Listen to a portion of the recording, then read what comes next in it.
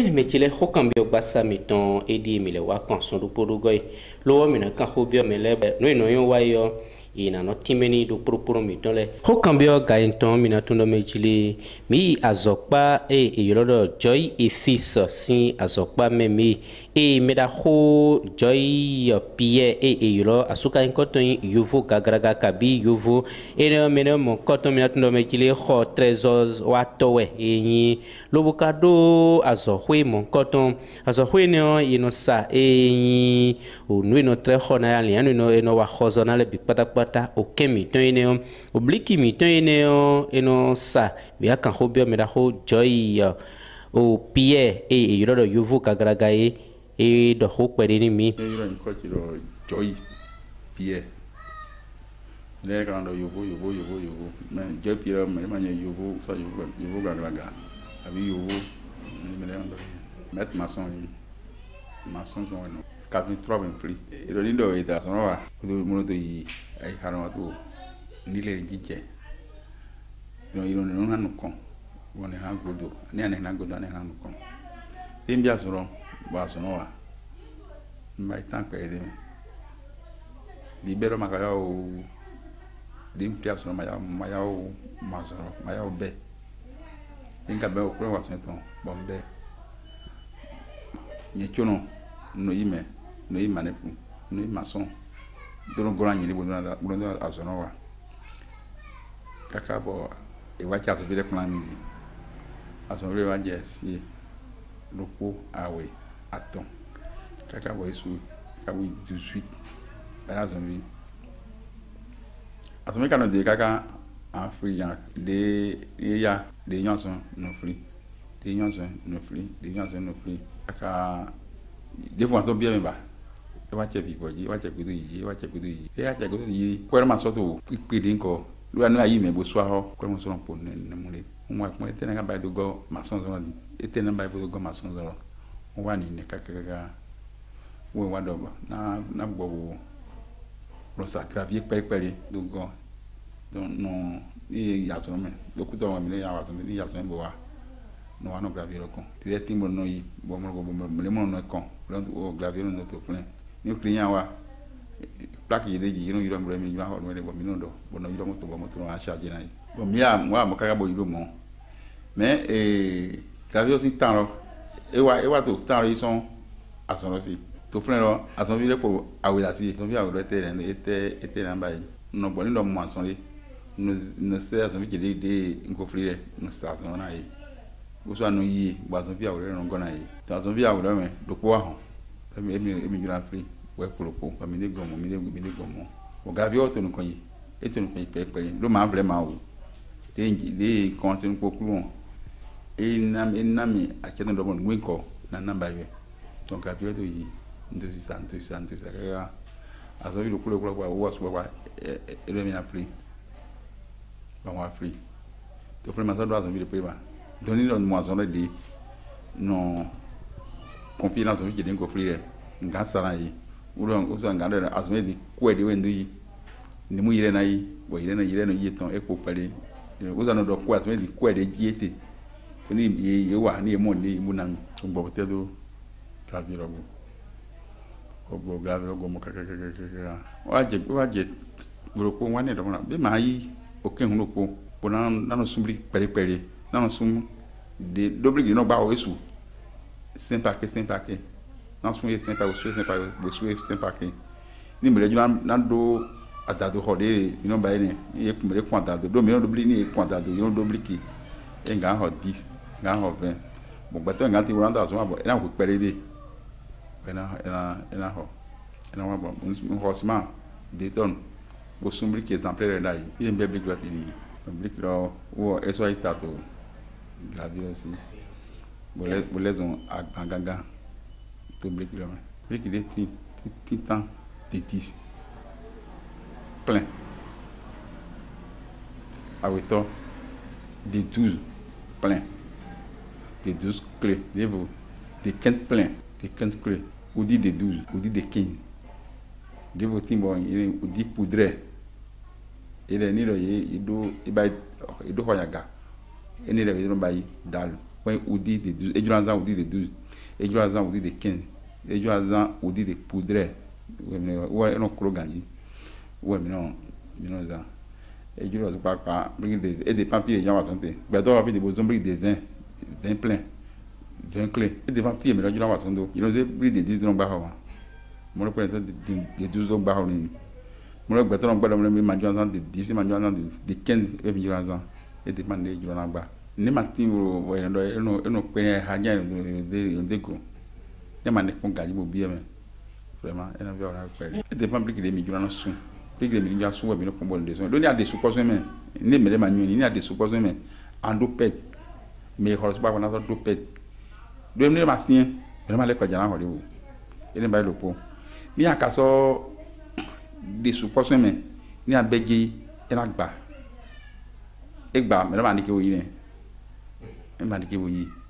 donc wo so ni no ka ke bo de ni so me bi ki nye e nga fe kwe me ni me lo ho ni juna gba ho ko e juna gba no bo wa ho obligé na le ko wa ja e ka so wa fie terrain lo ji fie mi no santé bo wa mo bliki mi ton go o e pe wo so ma nga di ke bo le ko do en de diente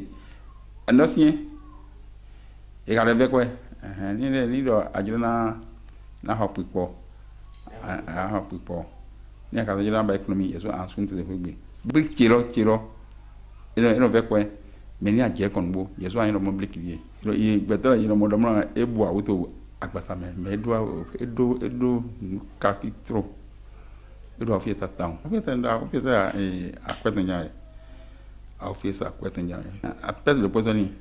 eni so ba ya holuko do de abia funu di anga tun tonu ko da anga tun tonu bo jiguna anga wasanga je bo era fu bo jiguna wuri ni ate be kaka afamo bi be ni aka do be anfofo do simeme we put for the scene the way so me no buy hop pere you know me mo do agara to wuna you know buy do o holo me da ima do ho you know buy do ko ko we ni ju kunre e no hengre igun we no hengre do na edo a ofie sa su de me bon si so program you know buy me ni ka wa pa na be do tron ko un si don ma nyu po yiro mi e bo de mi janson biblique ele e ma nyu su ma nyu bon ma ma ka di ma nyu fi mo no chede bo e do mi na zombri ke ele yi we tellement we singa sobe ya wala tan pe be wo juro e da e mi do bezen so di no e pen nemule e di so na mo e do da ko bo mi do ko ho para te de no mo poji e do mi mo be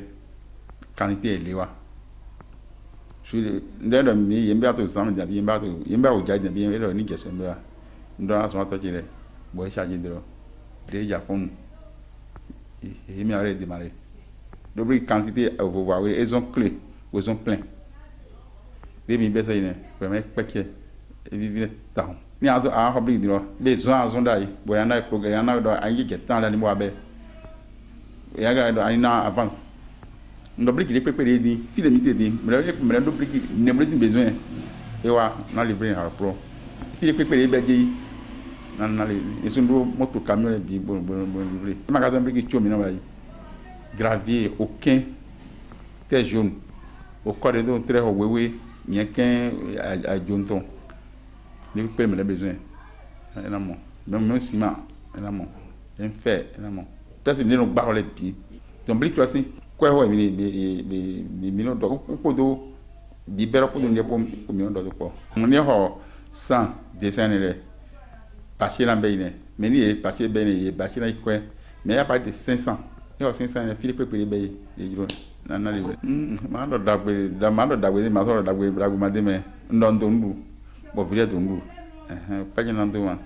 bo ma ka so do ne bo wa di ma do affaire mo ba ze e ro kle gune ki bo yo ko ni no su yo pe na yi bro na yi ndu ko bo dro go me eni nu wa jan bi e ma yi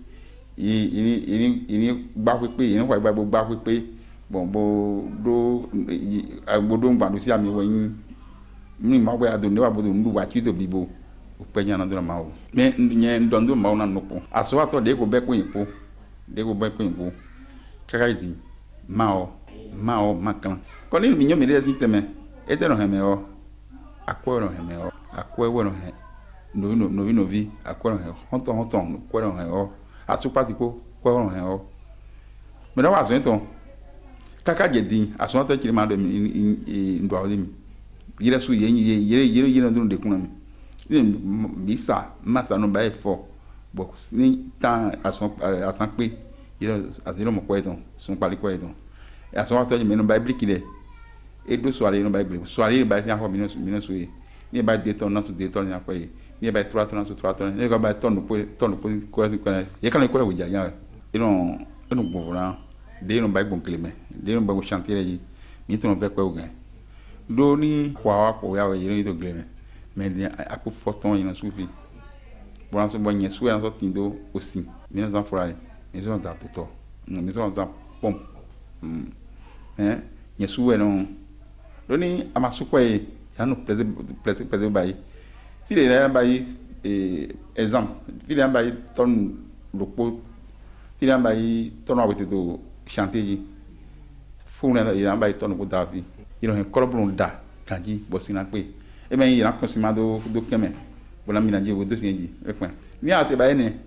e men me pe ate di awo son pa kiro prome e ma sin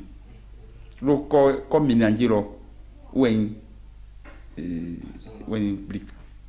ouais zombie qui drone sien encore ni mina ba ya ba yi machine to mele mo ya do so ehiro no ya se sara yu gan machine to le mi ba se machine to bo ma se o don do meto pin point to tan ile o to don do client qui le no fini buro wale pataki gbe che maçon le ouvrier chere e ma jomi do jenne de ton meto no kwami le meto go do mi le e ma jomi do gbaro pepe mi alo pepe mi ko to chiro pa wa e ma je ni mi rabo bo ya ho lo pro e ma so di ki bo sun bi wa ni bi wa ba oblique lo po do yin di yo vode e go so e ma di ki bo sun to ne diante amon lo ma e ma ta se lo ma ni aba ni o so si ma ko gbe ko ibo iken bo ya so wa to re bo calculer o so calculer yi do fi e ma na mo do mo ma so do mo ne ni e ka so sun fe gbe ni je kun gan wole bo so hin gbe na we me na do na ma be na do na mere ni mo che wa yin 97 06 92 85 de vous bailler 64 0D 38 43 il y a de couton du calabi 96 49 52 35 couton